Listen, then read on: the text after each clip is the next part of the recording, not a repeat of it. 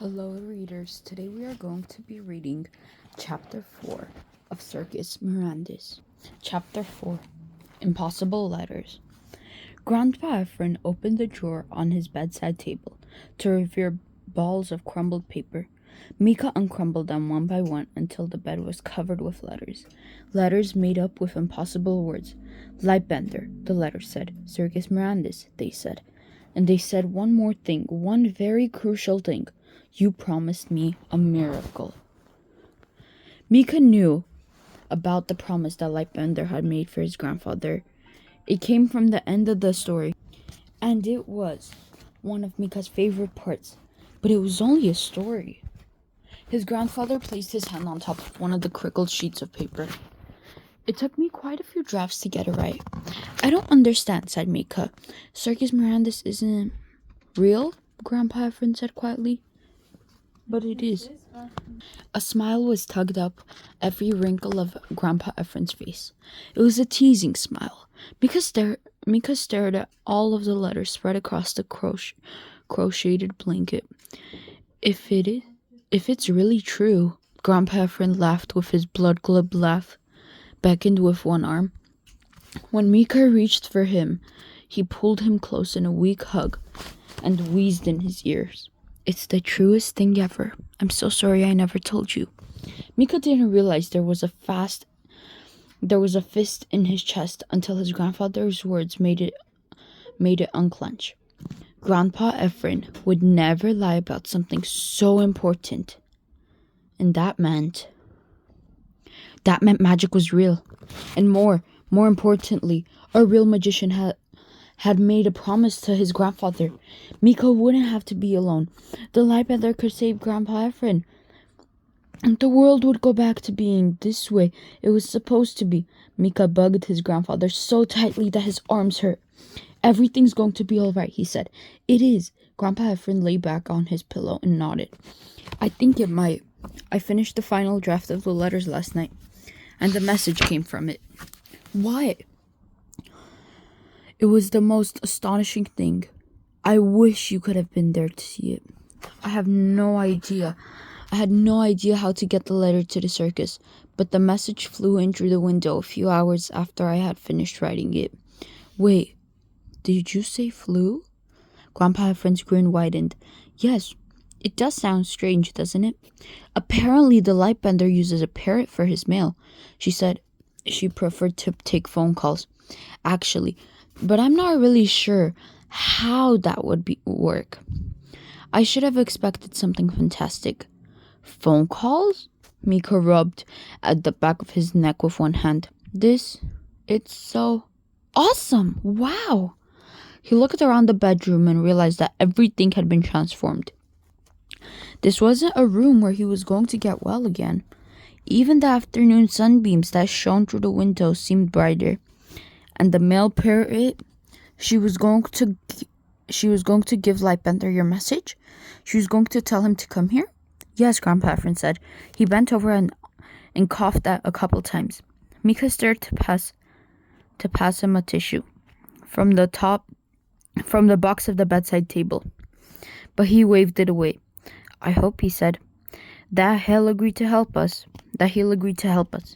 He has to. If this was real, and it just had to be, then the Lightbender would help them. Mika didn't see how he could refuse. In Grandpa Efren's story, he was a very powerful magician, a good magician he had promised. I can't wait for you to meet him. Grandpa Efren coughed again. The messenger said Circus Mirandus was in La Paz right now. Where? It's in Bolivia, so I'm not sure how. Blood glug.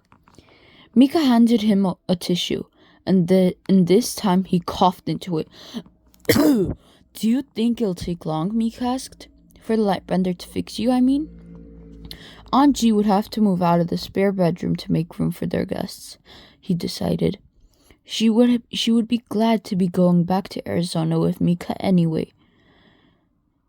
She'd been saying just the other day how difficult it would be to find room for him in the apartment.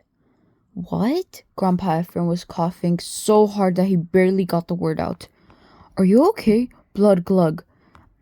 I think I need... Grandpa Efren's face was turning pale. His eyes were clenching shut. His mouth was opening and closing like a fish. And all of the words had turned into nothing but blug, glug, blug, glug. Miko was on his feet in an instant. Grandpa, what should I do? That awful dying kettle sound was lasting for much too long. He was about to ask if he should fetch a cup of water on the breathing machine that the doctor had given. It had given them. But hands were on his shoulders, jerking him away. Aunt Jean's nostrils flared. Out, she said. Get out! Getting him excited for no good reason. Her eyes landed on the letter spread across the bed. They narrowed into silts. This again, she hissed. I should have known.